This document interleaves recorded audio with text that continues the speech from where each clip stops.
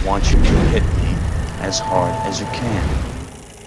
The beauty of opening a movie with the proviso based on a true story is indeed the word based, isn't it? As it gives filmmakers unbounded dramatic license to embellish the real-life events as seen fit to entertain to the highest degree. True stories must be entirely fidelitous, but those based on true stories only need to retain a kernel of truth for a filmmaker to get a more significant point across. As such, you'd be surprised by the number of highly acclaimed, award-winning movies that severely slant the facts and massage the truth as a matter of convenience, dramatic contrivance, oversight, and protection of the real people involved. In the case of Ben Affleck's Best Picture-winning Argo, billed as a historical drama thriller, tremendous liberties were taken to vivify the facts and heighten the level of audience amusement exponentially, while still retaining the hull of the story and glorious spirit of the daring diplomatic coup that truly occurred in 1980 Iran. Ranging from the anodyne to innocuous to the brazenly damning, the discrepancies between what actually transpired and what is presented on screen have primarily been fabricated to make the story seem far more exciting than what was otherwise a pretty straightforward, albeit incredibly cool and crazy, covert intelligence operation. While most of the principal actors in the film are based on actual people involved in what's now known as the Canadian Caper, Argo severely undercredits the role of the Canadian government as being instrumental to the success of the secret mission. Argo also paints Iranians in an unflattering light, insults the parts of the British and New Zealanders in the plot, and perhaps the most egregious was that Argo utterly confabulates an endless skein of dramatic moments meant to spike audience enthrallment and make viewers believe the entire mission was far more extended, perilous, inhumane, and downright more heroic than the American CIA even admits the real mission was. Care to hear more? Argo, f*** yourself. It's high time we find out what the f*** really happened to this movie.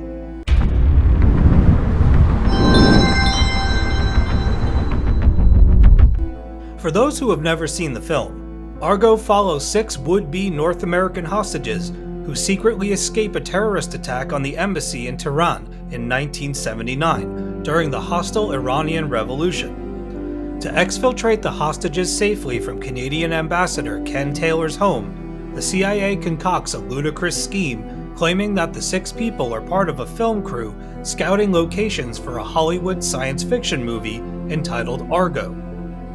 While the mission was ultimately successful, the strategy was executed differently than what was shown in the film, making writer-director Ben Affleck look more heroic than Batman. Despite being 9 inches taller than his real-life counterpart, Affleck plays Tony Mendez in the film, a technical operations officer for the CIA, who plays a central role in the covert mission. John Goodman plays the real-life John Chambers, a Hollywood makeup artist who came up with the title Argo for the phony film production. In hilarious happenstance, Goodman's limp for the character was not intentional, and only resulted from the actor injuring his knee before filming. After the film premiered, one of Chambers' real-life friends commended Goodman for his performance, especially noting how accurate Chambers' limp was in the movie. Yeah, Goodman is that, let's just say good. Victor Garber portrays Ken Taylor, the actual Canadian ambassador whose true heroism is significantly reduced in the film to apothesize Mendez.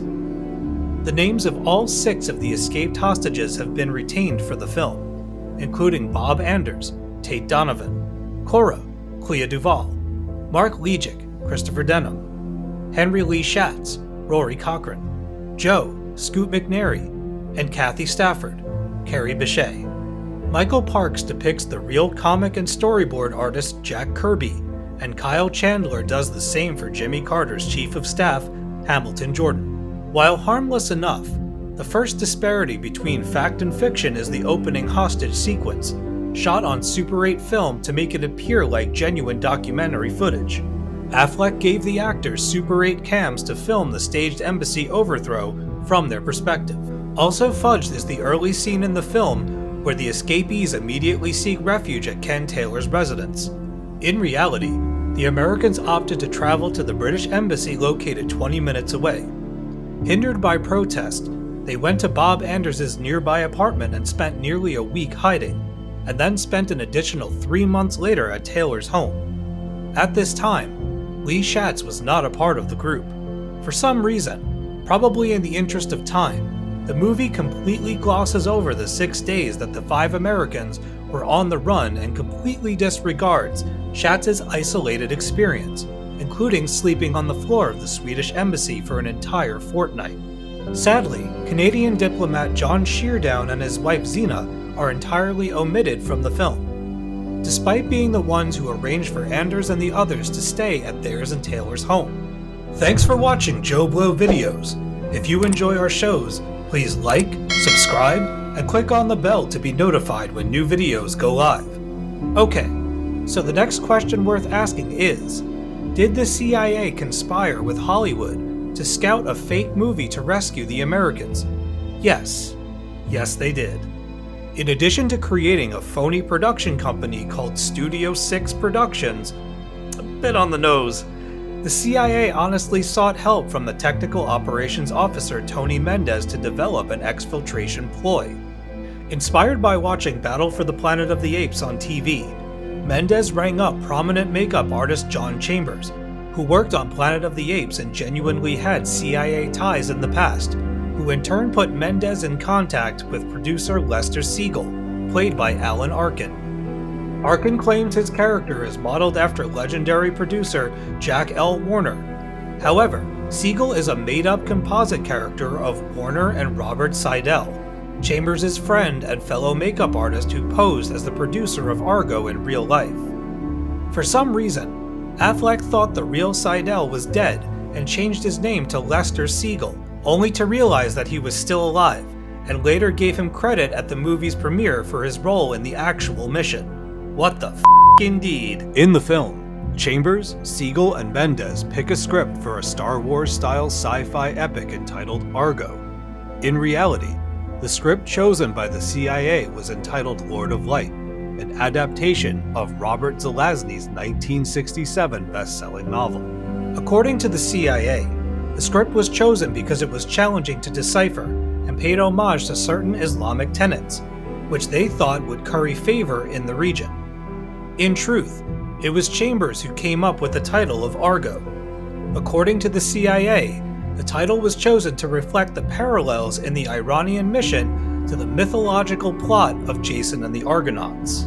Believe it or not, Studio 6 became so convincing in its publicity campaign for the fictitious Argo that it received 26 feature film scripts after it was created, including one from a young Steven Spielberg.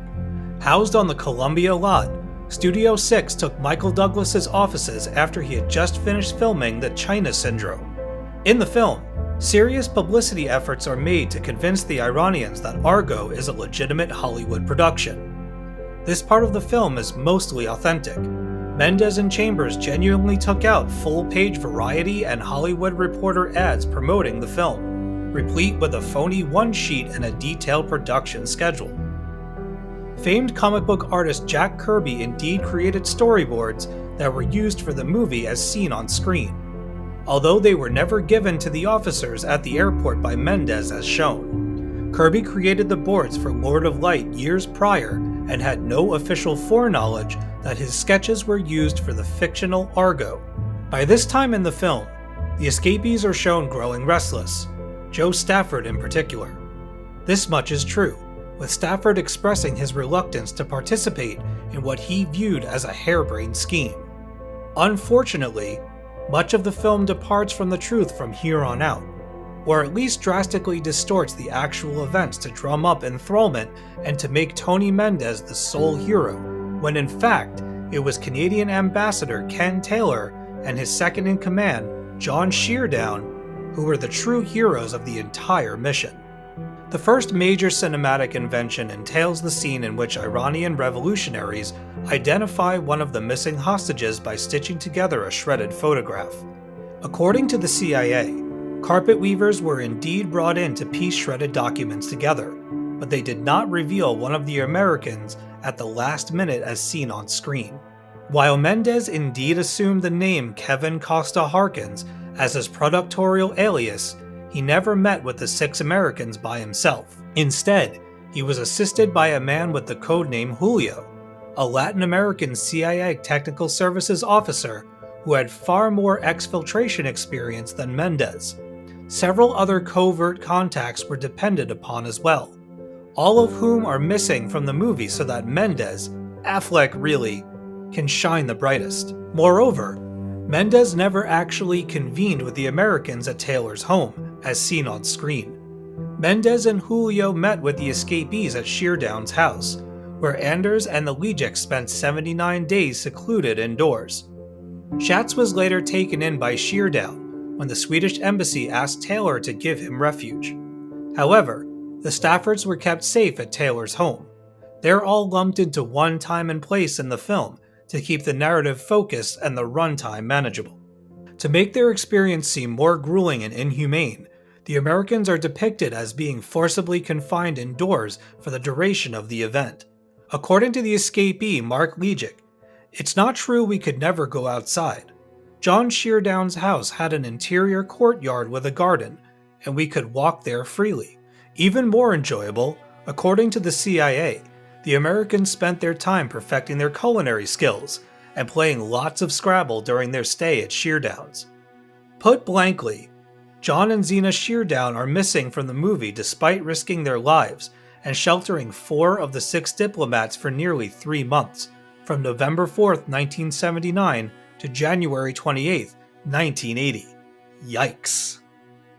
The following central point of contention between fact and fiction is the subplot involving Mendez escorting the Americans to the Iranian bazaar to meet with the 2 film officials. Pure poppycock. Never happened. The scene was fabricated to heighten the tension and suspense, widen the chasm between American and Iranian foreign relations, and make the ordeal seem far more exciting and dangerous than it was in reality. The truth is, the Americans remained at the Canadians' homes for 79 days. As for Taylor's Iranian housekeeper Sahar, Sheila Vand, she was, in fact, based on a Filipino woman named Lolita, who did keep quiet about the refugees' presence, as seen in the film. However, to make the consequences more dire, Lolita was changed to a local Iranian woman who stood to lose a lot more if her secret was discovered. Not for nothing, but Affleck also whitewashed the hell out of Mendez, an American of Mexican descent. Pretty sweet Bon Jovi feather mullet he had going on there, no? And what a goddamn beard. Up next, the film purports that the entire movie-going mission is dashed at the 0 hour by US President Jimmy Carter in favor of military might. Mendez defiantly and heroically presses on him by himself. In reality, President Carter only delayed his decision by 30 minutes, doing so well before Mendez took a flight from Europe to Tehran. Part of this dramatic contrivance includes the hasty attempt by Mendez to obtain airline tickets and passports for the Americans to exit Iran in the nick of time as the threat of violence continues to increase.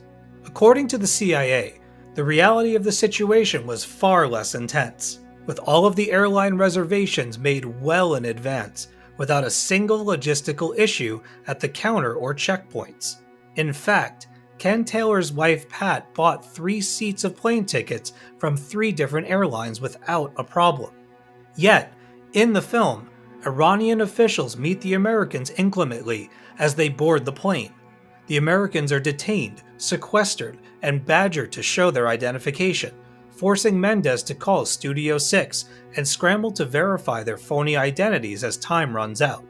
None of this ever occurred, nor did Mendez bestow the Iranian guards the storyboards to keep as souvenirs. More Hollywood confabulation that's meant to spike adrenaline among the audience and make Mendez look like more and more of a martyr. In the final act, it's here that the movie takes the most prominent dramatic liberties to increase the excitation and make the story as riveting as possible. Before departing Tehran, a faux interrogation trial is exacted by Mendez, in case the real mission goes awry. This did happen, although Mendez did not act as the interrogator. That distinction went to a man named Roger Lucy, who was house-sitting for Sheardown. Being fluent in Farsi, Lucy was ideal for playing a mock interrogator, replete with full military regalia. Of course, Roger Lucy is not in the movie, much to the benefit of Mendez's heroic portrayal. The super suspenseful flight from Tehran airport and the prolonged last-minute chase sequence involving the Republican Guard is 100% fictional. What happened was this: the 6 Americans were taken to the Mehrabad airport by Julio, not Mendez, who overslept by 45 minutes before arriving so he could clear customs and prepare the plane alone. Mendez joined the Americans later on, before everyone went through customs without a single hiccup. There was also no intense confrontation at the departure gate before takeoff as depicted on screen. Hilariously enough, the only real setback the Americans faced at the airport was a 1-hour technical delay, which required technical repair to the plane as they waited to take off. Once the plane was fixed, it took off smoothly for Zurich. Nobody ever chased them down the runway as shown in the film. However, the escapees did celebrate their successful exit from Iranian airspace with a collective sigh and a much-deserving round of Bloody Marys. According to Mark Legic, fortunately for us, there were very few Revolutionary Guards in the area. It was why we turned up for a flight at 5:30 in the morning. Even they weren't zealous enough to be there that early. The truth is, the immigration officers barely looked at us, and we were processed out in the regular way.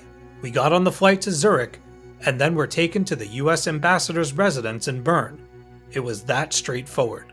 More artificial yet was that the Mehrabad airport scene was filmed in Ontario, California, while most of the scenes set in Iran were filmed in Istanbul, Turkey. Not a single shot of Argo was filmed in Iran.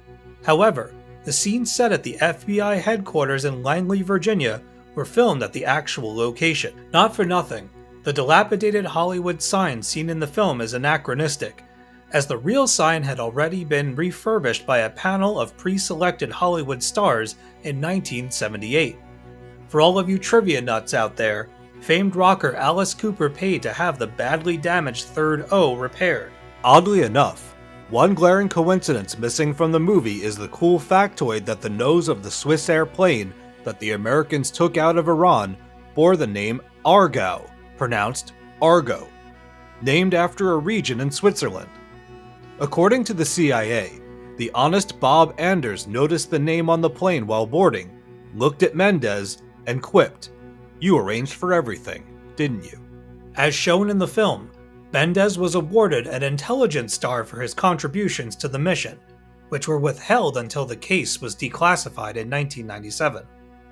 As for Studio 6, it officially closed its offices a few weeks after Mendez returned safely, much to the likely chagrin of Spielberg, who was probably pitching Raiders of the Lost Ark at the time. Poor guy. When Argo was previewed at the 2012 Toronto International Film Festival, Affleck received immediate blowback for grossly discounting the role of the Canadian government, and Ken Taylor in particular. Canadian publication Maclean's posited that the movie rewrites history at Canada's expense, making Hollywood and the CIA the saga's heroic saviors while Taylor is demoted to a kindly concierge. The pushback prompted Affleck to rewrite the postscript blurb and honor the Canadian contributions. But even that was a half-hearted and mealy-mouthed attempt at saving face. The amended version read, "The involvement of the CIA complemented efforts of the Canadian Embassy to free the 6 held in Tehran. To this day, the story stands as an enduring model of international cooperation between governments." The revision prompted the Toronto Star to add, "Even that hardly does Canada justice." Taking the historical inaccuracies far more gravely, former President Jimmy Carter felt the need to issue clarity via CNN shortly after the film was released, saying 90% of the contributions to the ideas on the consummation of the plan was Canadian, and the movie gives almost full credit to the American CIA. And with that exception, the movie is very good. But Ben Affleck's character in the film was only in Tehran for about a day and a half, and the main hero, in my opinion, was Ken Taylor, who was the Canadian ambassador who orchestrated the entire process. Ken Taylor himself weighed in on the facts, adding, "In reality, Canada was responsible for the 6, and the CIA was a junior partner. But I realize this is a movie, and you have to keep the audience on the edge of their seats. To this end, the notion that Taylor ordered to have the Tehran embassy shut down was falsified for the film, as the Canadians never once considered betraying the Americans and leaving them behind. Unfortunately, Canadians weren't the only ones who had received a short shrift by the film. In response to the suggestion that both British and New Zealand embassies in Iran actively turned the Americans away and refused to help them, both nations issued public rebukes of the movie. Sir John Graham, the British ambassador at the time, spoke candidly, saying, "My immediate reaction on hearing about this was one of outrage. I have since simmered down, but am still very distressed that the filmmakers should have got it so wrong. My concern is that the inaccurate account should not enter the mythology of the events in Tehran in November 1979. Predictably, Affleck issued a public response claiming that he meant no insult to the diplomatic nations that assisted the actual mission, citing the need to increase the dramatic stakes of the story to make the movie feel more urgent and exciting. However, the film also omits the detail that most of the Iranian cabinet members at the time were actually in favor of freeing the Americans as soon as the terrorists seized the embassy, a fact publicly stated in criticism of the movie by the Iranian Foreign Prime Minister, Abul Hassan Benasad. According to the Canadian-Iranian writer Jian Ghomeshi, omitting this detail gave the movie a deeply troubling portrayal of the Iranian people. Only in the marvelous magic of movies, right? Fabricated, exaggerated, confabulated to the nth degree. It doesn't matter. Argo went on to win Best Picture at the 85th Academy Awards and amassed north of $232 million worldwide. And that, by and large, is what the really happened to Argo. For as scintillating as the experience of watching the movie still is to this day, the events of the real Canadian caper have been widely convoluted, distorted, and dramatized. Not only to entertain the masses as much as possible, but the byproduct also, unfortunately, minimizes the historical import of the real heroic players in the covert operation. The valuable lesson to be gleaned here? Never implicitly trust the integrity of a Hollywood movie that opens with this slickly worded caveat based on a true story. For Argo, debased on a true story is more like it. Let us know your thoughts by sounding off in our comment section. And thanks for watching.